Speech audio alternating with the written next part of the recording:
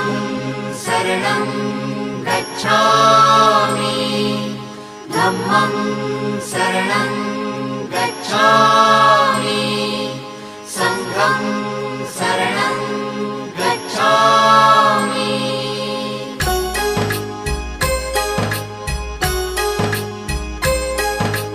बुद्धं शरणं गच्छामि धम्मं शरणं गच्छामि संघं शरणं गच्छामि।